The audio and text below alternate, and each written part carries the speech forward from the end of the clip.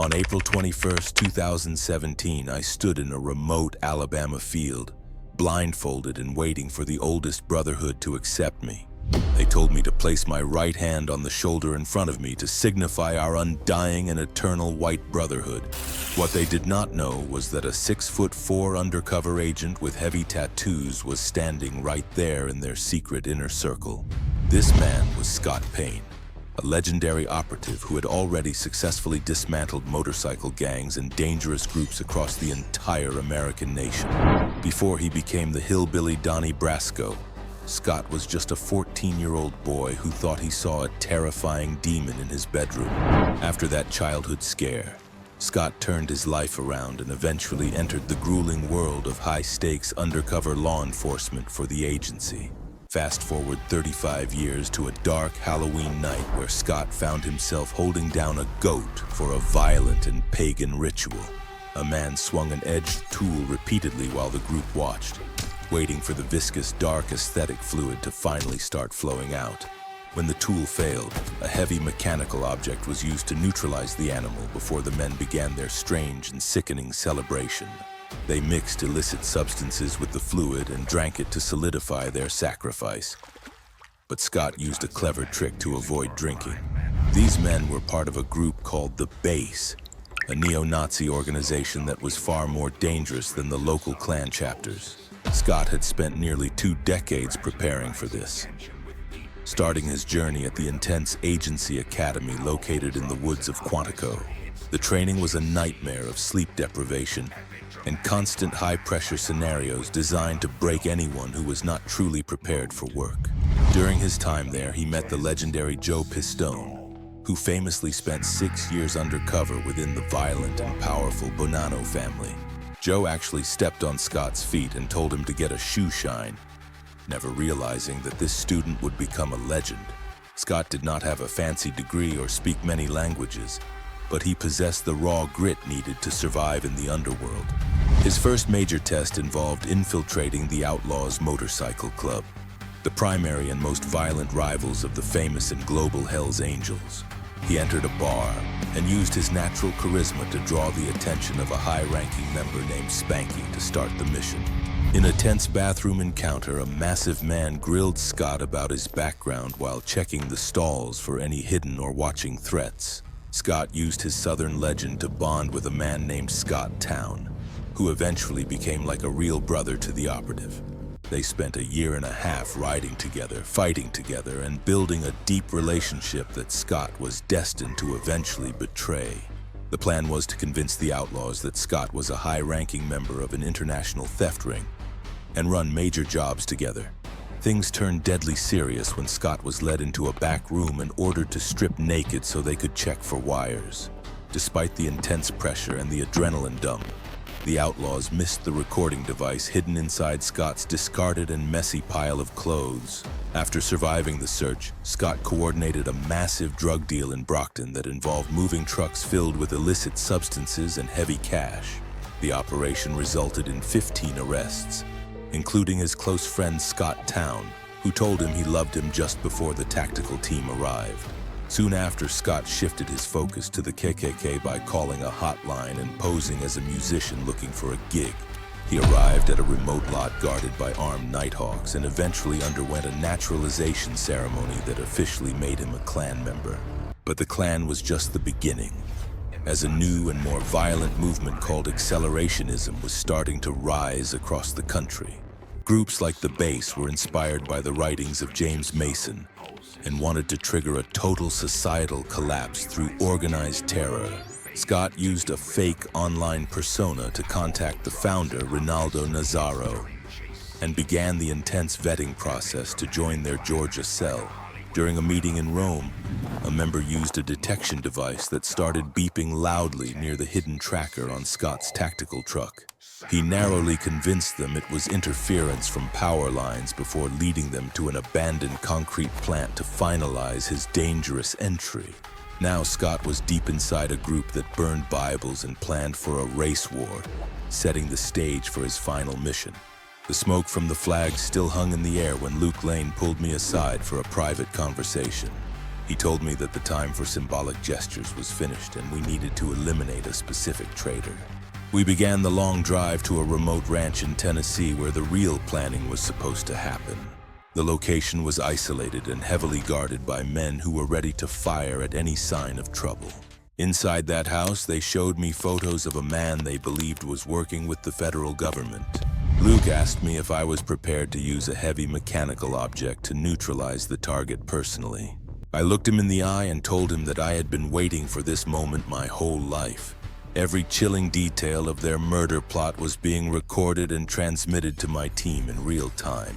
The atmosphere was thick with a dark anticipation as the group prepared for the upcoming kinetic strike. They had planned the route to avoid every major camera and police patrol in the entire county area. I managed to step outside for a moment to confirm that the target was indeed in grave danger. Back at the command center, my handlers were watching the ranch and preparing to launch an intervention. One of the members started getting paranoid, wondering if we were being followed by an agency tail. I had to keep them calm, reminding them that we were the ones in control of the situation. The sound of heavy mechanical objects being prepared filled the room as the hour of the attack approached.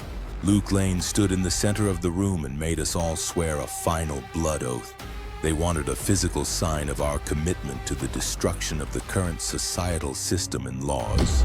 I played my part perfectly, showing no hesitation as I joined their ranks for the final deadly mission.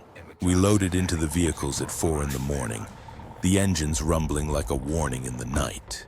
We were heading toward the target's home, a small farmhouse located at the end of a long gravel road. My heart was pounding against my ribs as I realized the tactical team was nowhere to be seen yet. The target was likely asleep, completely unaware that a group of armed extremists was currently surrounding his home. Luke gave the order to move in and eliminate the snitch with extreme prejudice, and no witnesses left. I tried to delay them as much as possible, hoping for a miracle before the first shot was fired. Suddenly, the forest exploded with light and sound as the agency tactical units finally made their move on us. The base members were caught completely off guard, their plans for murder crumbling in a matter of seconds. Luke Lane and the others were pinned down, the dream of the Boogaloo ending in the Georgia mud tonight. I had to be processed like the rest of them to maintain my cover for a few more days. Later, I sat in the interrogation room and watched as the men I had befriended realized I was the agent. The betrayal was complete, and the evidence I had gathered would ensure they never saw the light of day. Operation Base resulted in dozens of arrests across the country, effectively dismantling the most dangerous cells of the group. The fields where they burned Bibles were now silent, the echoes of their hate finally beginning to fade away. Scott Payne returned to his life, a man who had seen the worst of humanity and survived to tell it. This was the story of the man who became the hillbilly Donnie Brasco and saved countless lives from the shadows. The evidence we gathered during those dark camping trips allowed the agency to map out the entire network of the base. We identified Roman Wolf as the mastermind pulling the strings from abroad, orchestrating a campaign of terror from the shadows. I continued my digital charade to ensure they suspected nothing while our tactical teams prepared for a massive coordinated strike. Every cell member was tracked, every movement monitored as we waited for the perfect moment to dismantle their violent ideology. The hunt was not just about the men in the woods, but about stopping a global movement before it could ignite. Listening to their recorded conversations was like peering into the abyss, hearing them plan for a war that would never come. They believed they were the vanguard of a new order, but they were actually just targets in a very large net. Pestilence and the others felt the pressure mounting, unaware that their secret world was about to be shattered by the law. The charred remains of the Bible served as physical proof of their hatred, a dark legacy we were determined to end. As the trucks moved toward their final objective, our eyes in the sky watched every turn, ensuring there was no escape. The tactical team moved with a silent, lethal grace, surrounding the group before a single shot could ever be fired back. I watched through the scope of history as the men I had befriended were finally cornered by the very system they hated. When the clock struck 4, the silence of the night was broken by the sound of justice arriving at their front doors. The breach was fast and overwhelming, giving the extremists no time to reach for the heavy mechanical objects they had stockpiled. Luke Lane was taken down in his own home, the dream of a violent revolution ending in the cold click of handcuffs. The flashes of light illuminated the truth of their cowardice as they surrendered to the overwhelming force of the federal agents. Each arrest was a victory against the darkness, a step toward ensuring that their plans for chaos would never become reality. Recordings I made became the cornerstone of the prosecution, sealing their fates and protecting the lives of their intended victims. Their uniforms and gear were stripped away, leaving behind only the broken men who had been consumed by a hateful ideology. In the courtroom, the weight of their crimes was laid bare for all to see, and the sentences were long and deserved. Luke Lane and his followers were sent to prison, their influence erased and their violent movement effectively decapitated by our work. But the hunt for Nazzaro continues, a reminder that the battle against extremism is a global effort that never truly ends. We follow the digital breadcrumbs across borders, knowing that eventually, the long arm of the law will find its target. The news of the bust sent shockwaves through the underworld, proving that no matter how deep they hide, we are watching. I stood among the stars of my fallen colleagues, knowing that this operation had honored their memory and kept America safe. The morning sun finally rose on a world that was a little bit safer because we chose to walk in shadows. The darkness had been pushed back once again, but I knew that new threats would always emerge from the cold corners. The files were closed and the case was over, but the lessons we learned would be used to train future agents. I looked into the eyes of the new recruits, seeing the same fire that had driven me through those long years. We are the silent guardians who stand between the innocent and those who wish to see the world burn in chaos. The fields where they practiced their rituals are now empty. The wind, the only thing that remains of their dark gatherings. I walked past Joe's photo and smiled, knowing that I had lived up to the legendary standards he set for us. The tattoos on my skin are a map of my journey, but my heart is finally free from the heavy burden. This was the story of how a hillbilly became a legend, and how the agency brought down the most dangerous group. The sentences handed down to the base members were a clear signal that domestic extremism would never be tolerated on American soil. Luke Lane and his followers were stripped of their camouflage and their pride, left with nothing but the consequences of hate. The files were moved to the permanent archives, serving as a blueprint for how to dismantle the next generation of terror.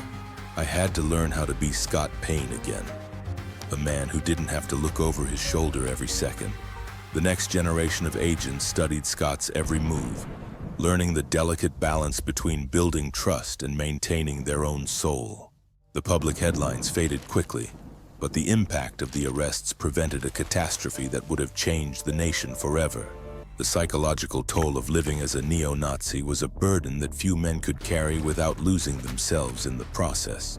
The hunt for the founder continued across international borders, a reminder that the ideology he planted still lingers in the shadows. The ghosts of the outlaws still haunted the places where Scott had once been known as a brother and a friend. The hardest part of the job was knowing that some of the men I betrayed were the only real friends I had. Every star on this wall represents a sacrifice made in silence, far away from the applause or the recognition of the public. Nature slowly reclaimed the sites of their hatred, washing away the traces of the darkness that had once gathered in these woods. I told them that the most important weapon an undercover agent has is not a heavy mechanical object, but their own humanity. The symbols of their supposed revolution were reduced to evidence tags and cardboard boxes in a climate-controlled government storage facility.